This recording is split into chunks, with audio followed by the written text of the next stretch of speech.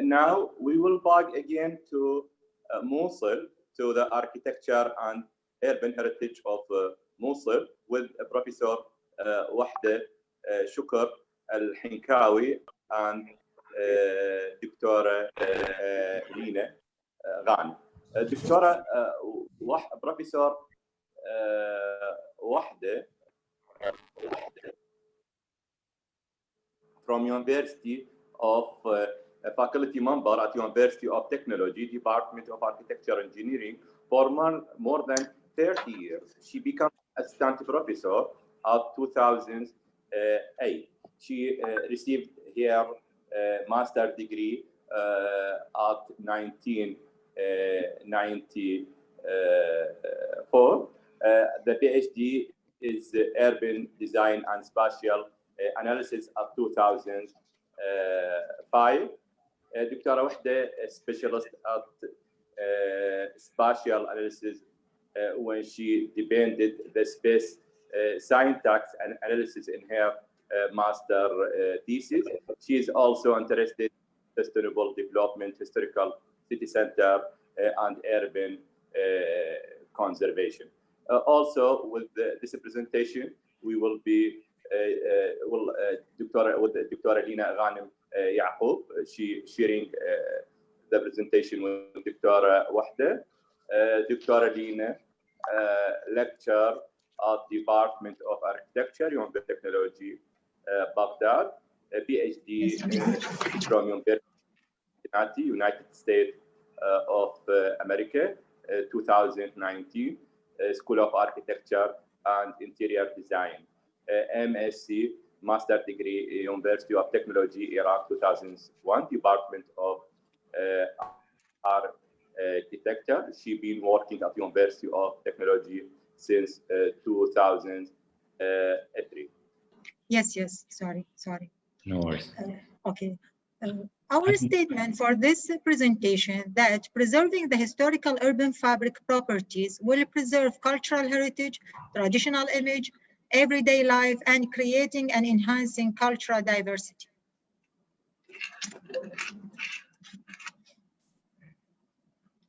So, the city of Mosul was influenced by several factors that formed its cultural identity. These factors are represented by the following aspects: topography of the city, concentrating a growth toward the right side of the city; site condition, the impact of the city of Mosul location on the diversity and plurality of its residents; the historical background of the city, Mosul and its multiple cores, and architectural and urban richness; urban development projects, morphological changes of the city and the impact of historical location; and finally, future perspectives, the integrated urban development, considering cultural and religions to revive the original identity of the city. So Dr. Lina will present the first part with the historical background of the city and how this unique identity was formalized. And then I will continue with you with the morphological changes and some of our proposals for urban development. Thank you.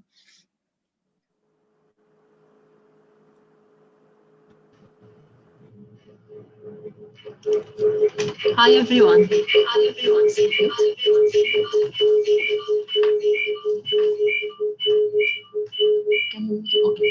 Oh, thank you so much.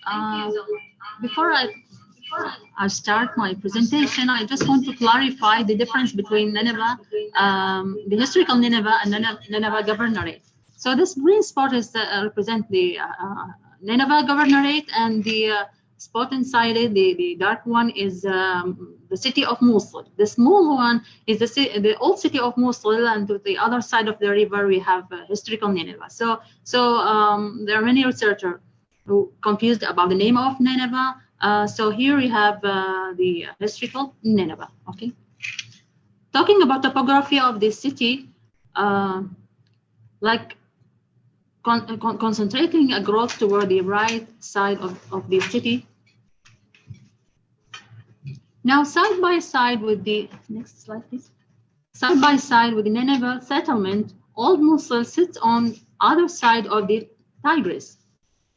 Besides the consensus opinion regarding the beginning of Mosul, other perspectives have argued that people wanted to settle in Mosul after they lost their empire in Nineveh. However, some historians considered Mosul and Nineveh siblings. Mentioning one immediately recalls the other. Mosul was one of many forts created to protect Nineveh. It was not known at first by the name Mosul, but by its Aramaic name Hasna Abraya, meaning the fort on the opposite riverside. Hasna Abraya was settled by Assyrian around, it was settled by Assyrian to secure Nineveh. The fort Hasna Abraya was also called Qli'at Hill. Other scholars have called it Arabaya, which means the place of the migrated Arab who settled in this area. Talk about the site condition, like the castle of fort of Hasna Abraya was the core of the old city of Mosul.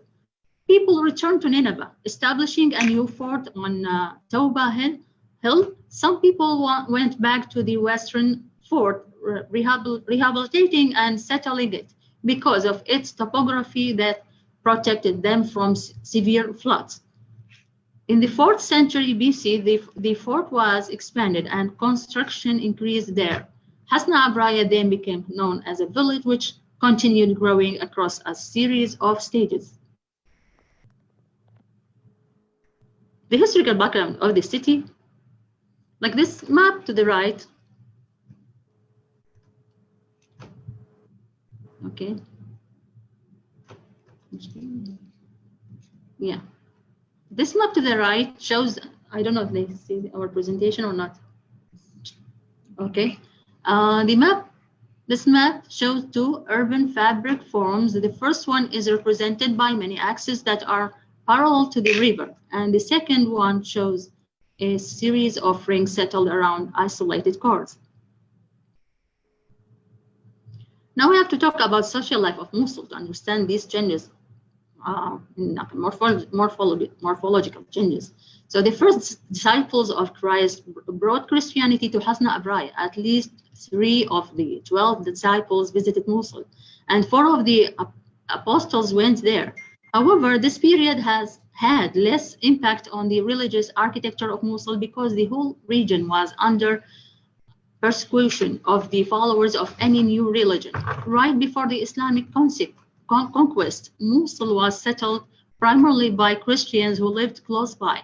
That impacted the city's expansion, since Christians at the time preferred to settle near their churches. There were also Jews and Yazidis in this area. Muslims entered Mosul in peaceful agreement with Christians. The Arab from Tikrit facilitated negotiation between the Christian in Mosul and the Muslims. Social life in Mosul was greatly affected by the long Ottoman occupation. The historian Ibrahim al-Allaf documented in social life in the state of Mosul some of the main features of social relation in the state of Mosul. As part of his research, al-Allaf studied the nature of Moslawi society, considering the social composition of the city of Mosul as distinguished in the Ottoman era, and still characterized by the diversity of its ethnicities and religions.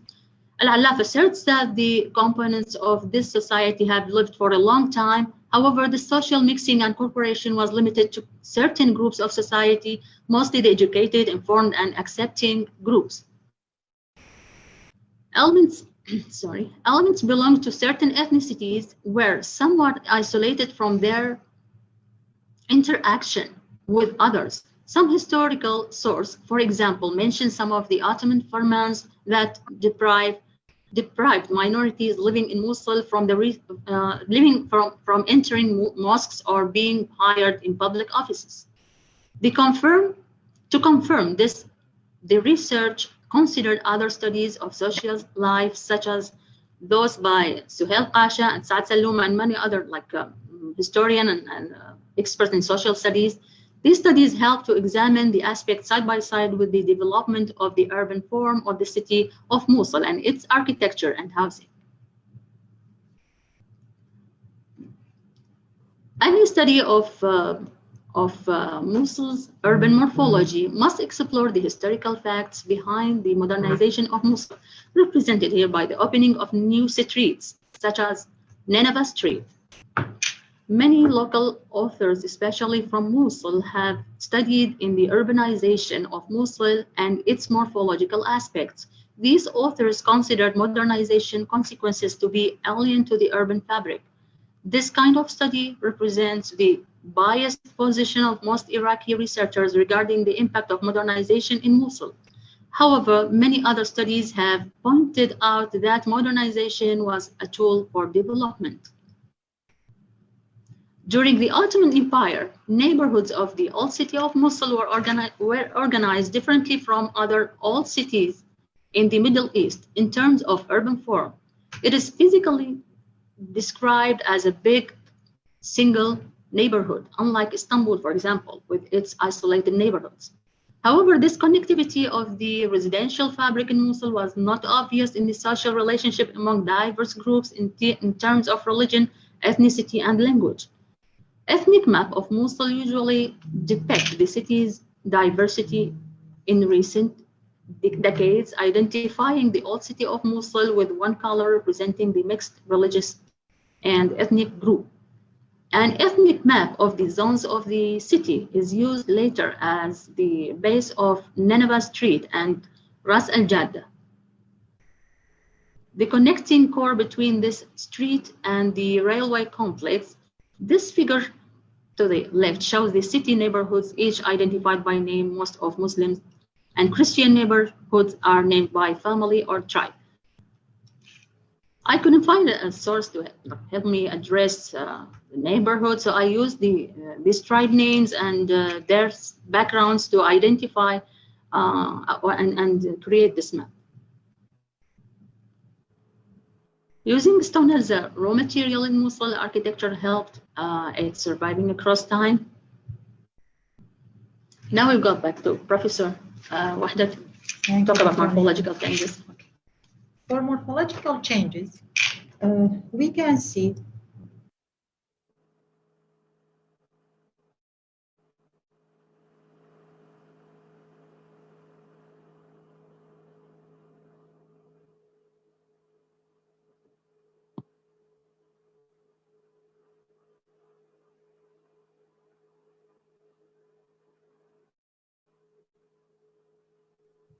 دكتورة واحدة أعتقد إن حضرتك on mute again.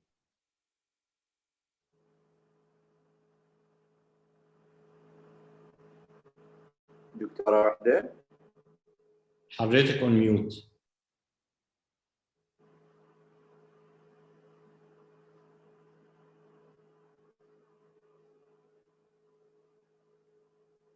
You are mute again, دكتورة واحدة.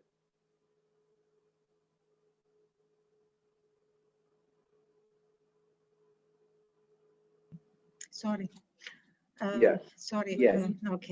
Okay. Due to the historical analysis, the growth of the city of Mosul was affected by several aspects that impacted the urban form of Mosul as following. A growth was parallel to the river toward the main gates of the cities, the east and the west. This is showing by the blue lines the layering of growth of the city towards the gates. The other growing of the city was to connect the city from these main gates to the river. So we see now there is two directions for growing for the city. And there's the third growing, which Dr. Alina mentioned, by the nuclears for the ethnic cultures. So this is what can present to us, this is complex identity of this city by the morphological and cultural effects.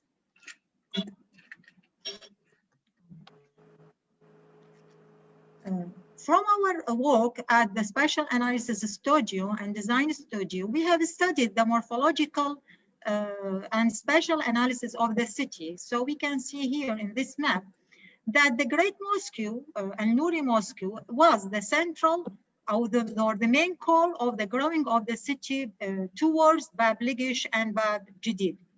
And this area, we can see it was the central of the fabric here, while the other areas which was near the old gate or the wall, was the isolated and deep structure of this fabric.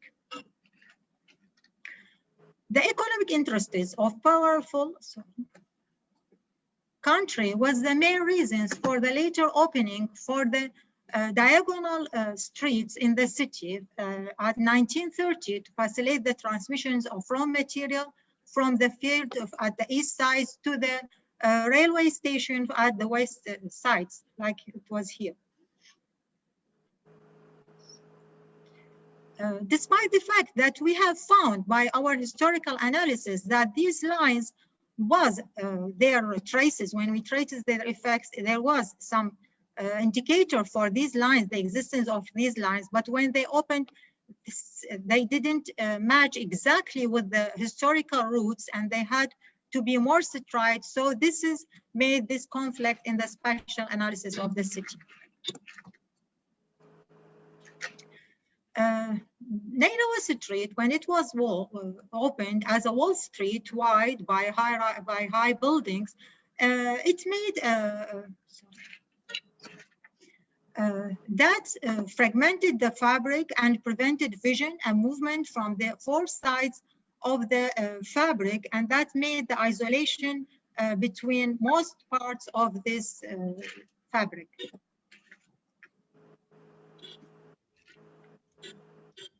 We can see here from the spatial analysis of the urban fabric that the main core, these two streets, Nainawa Street and the new street, they made most of the movement was here and made most of the important landmarks, monuments, religions area for Christian or for Muslims isolated in the deep structure of this very complicated and organic tissue.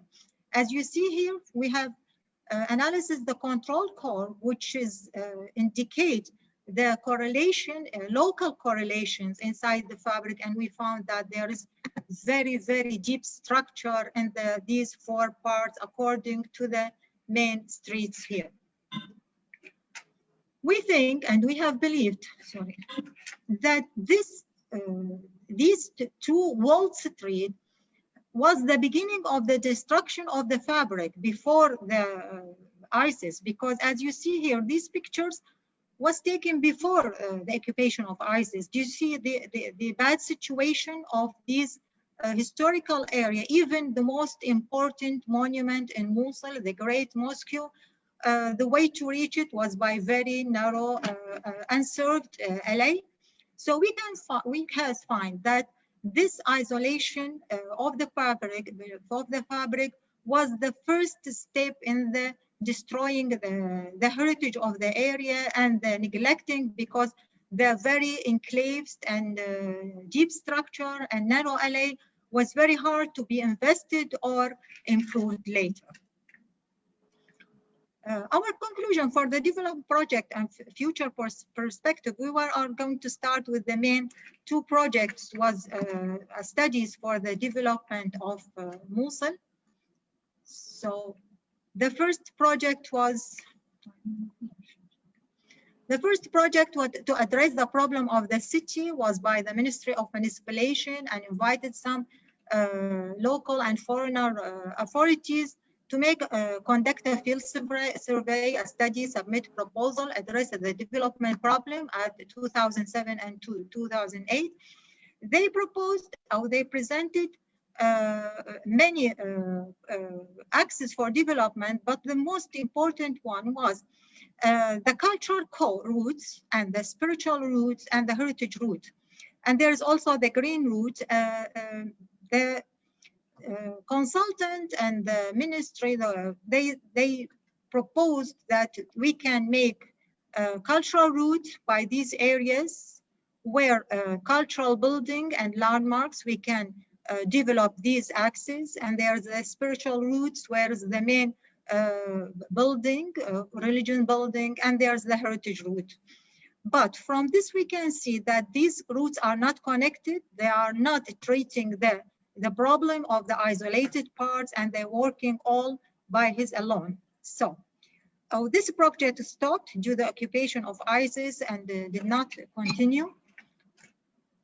After the military operation left the city in a great destruction, as you see, and I'm sure you have read and heard about it in all the reports. The UN Habitat at 2018, the UN Habitat and the Engineering Consulting Bureau of Mosul University and Ministry of Culture State, they made also a study and to present a key recommendation to address the challenges which cover both humanitarian and development issues in order to develop a resilient city which is in a better state than it was before the crisis. The guidance principles of recommendation listed below, and we can see they worked are two-level recommendation for Greater Mosul and recommendation for the old city. Most of this recommendation was trying to gives ideas or policies to rebuild the city, but the problem is the main recommendation was support the ongoing process of self-reconstruction, which led to such kind of reconstruction as you see. And really there was not a clear idea for how to reconnect and build this fabric, because most of the fabric is private properties. It's very difficult to organize or to give a proportion for such complicated situation.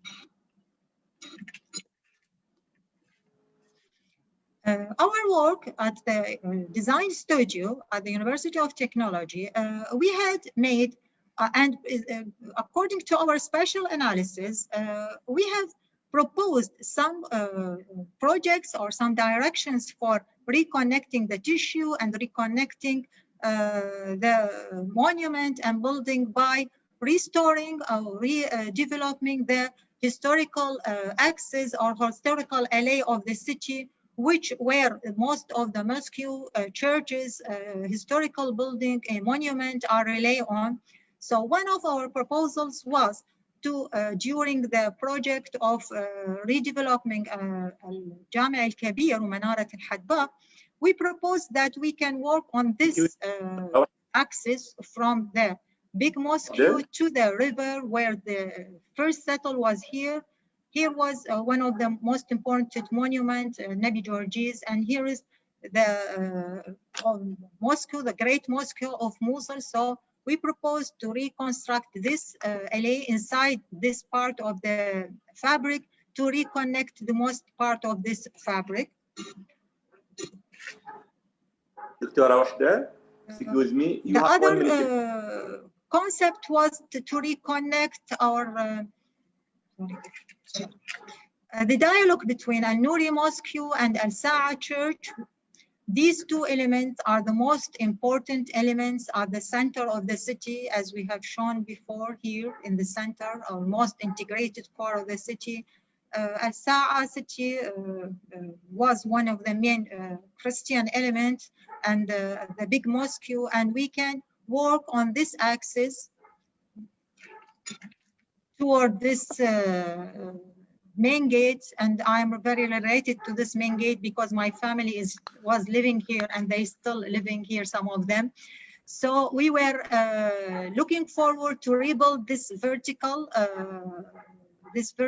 axis and this horizontal axis by relating these two important monuments as a way of dialogue between the church and the mosque and to rebuild this unique identity of Mosul.